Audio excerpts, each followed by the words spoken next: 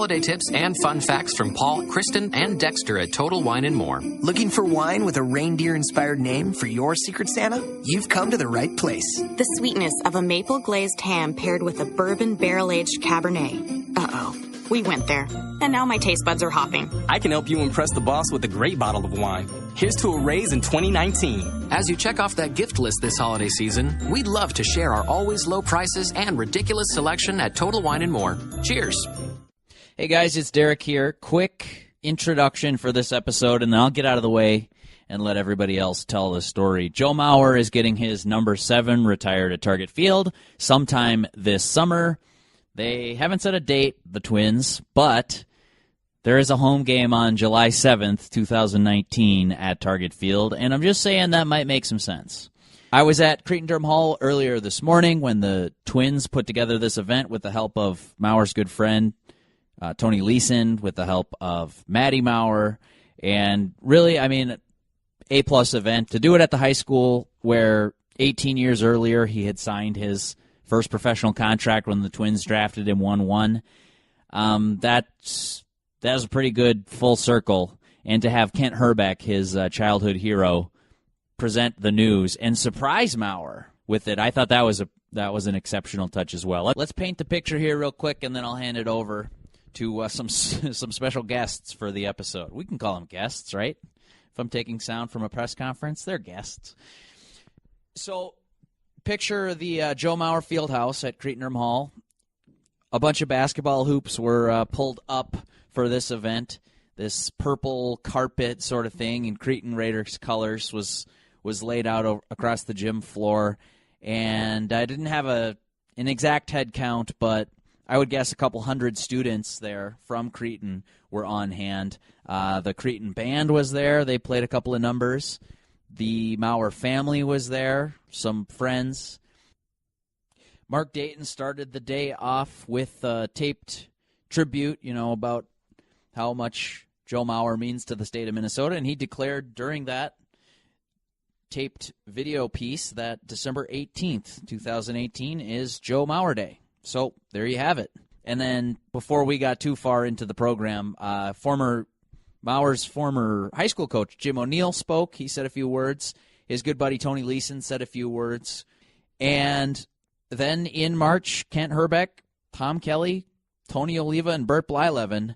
And you started to think, okay, there's got to be some kind of announcement coming today. What are we going to learn? What are we going to hear from these guys? And, well, I'll let Tony take it, hand it over to Kent Hrbek, and we'll hear the story from those guys. Joe, we have a few more guests that we would like to invite to the fun today. If you could please welcome Twins Hall of Famers Tony Oliva, Tom Kelly, Bert Blyleven, and Ken Hrbek. Good afternoon, or morning. I don't usually get up this early.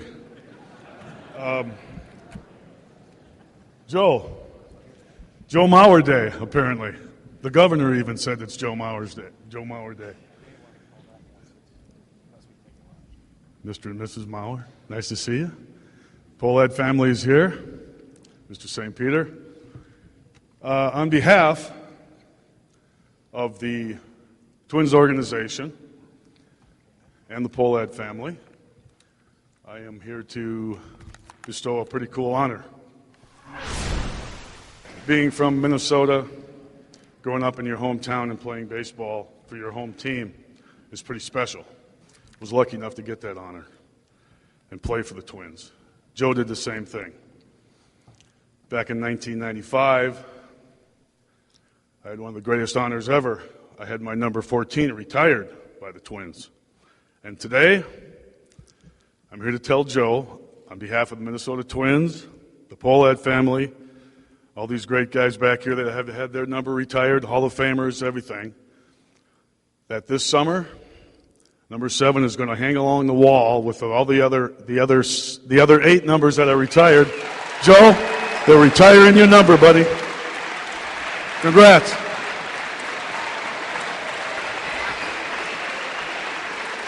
That was Ken Hrbek, obviously, Bloomington's proudest son, one of them anyways.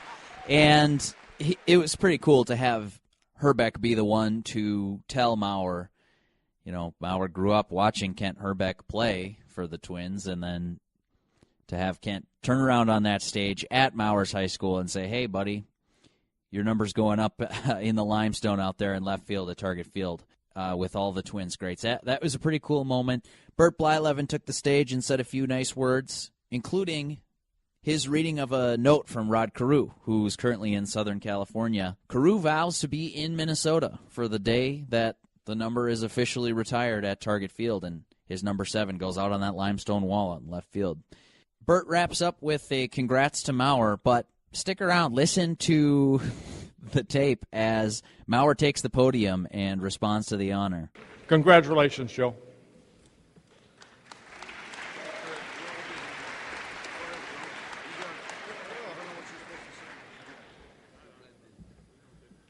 Wow.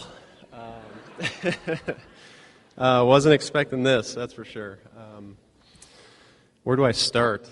Unexpected on this day, maybe. It was a surprise to Mauer, apparently, that this was going to happen at this event, but obviously not an unexpected decision from the Twins. This was a slam dunk for one of the Twins legends who decided to call it a career. Mauer, in his speech, he thanked Bert, he thanked Hrbek, Tony O for being there, TK for being there, and then he shared a message with the hundreds of gathered students at Cretin Derham Hall. I'm going to play that message, and I'm going to leave it at that. Let Joe Mauer have the final words here on this podcast, and we will see you guys later this week for another edition of Touch 'Em All. Thanks so much for listening.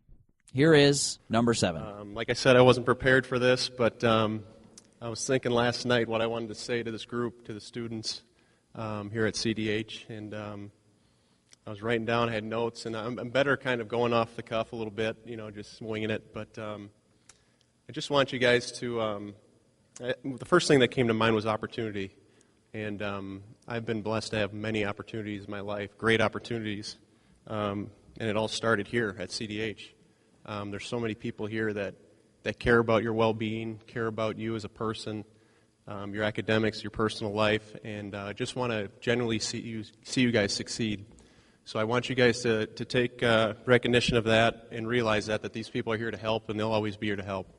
I'm 18 years removed from here, but it doesn't feel like I've really been away. So I thank you, Frank, and the whole staff and teachers here for creating that type of environment. It really is a special place. Like I said, it really goes by fast. My time here at CDH, 4 years, it might seem long to you guys right now, but it really goes by in the blink of an eye. And now I'm completing my professional career as a baseball player, and it was 18 years. So that went by just as fast, it seems like. But I'm very thankful I was able to do this here at home, in front of this community, in front of my family, having my parents, my grandparents, and everybody at every game. It really means to me more than you can know. I just want you guys to recognize the opportunity that you have to be a part of this community and be thankful, and just like I am. So I want to thank everybody here for coming here today. Thank you. Hey everyone, thanks for listening to the show. TCL launched a new lineup of award-winning 4K Roku TVs to deliver the best sports, movies, TV shows, and thousands of streaming channels. TCL's personalized home screen makes it easy to customize your TCL to fit the way you watch. Binge watch what you want, when you want. TCL delivers excellent picture quality, sleek design, and stunning resolution at an affordable price. TCL, America's fastest-growing TV brand, is available at major retailers everywhere. Learn more at TCLUSA.com. Criminal justice bill passes. I'm Tim McGuire with an AP News Minute. The Senate, by a wide margin, passes a bipartisan criminal justice reform bill. On this vote, the yeas are 87, the nays are 12. The measure, supported by groups on the left and the right and President Trump, would give federal judges more discretion when sentencing some drug offenders and boost prisoner rehabilitation efforts. Now heads to the House, where it is expected to pass and send it on to Trump for his signature. White House backs away from demanding $5 billion to build a border wall, signaling that it might be open to a deal to avoid a partial government shutdown. President Trump was asked by a reporter today. Are you still willing to shut it down for $5 billion? Thank you very much, everybody. Thank you, Brad. We need border security. One option would be to simply approve government funding at existing levels as a stopgap measure. Senate Appropriations Committee Chairman Alabama's Richard Shelby says his office is preparing legislation to keep the government funded, likely until February. I'm Tim McGuire.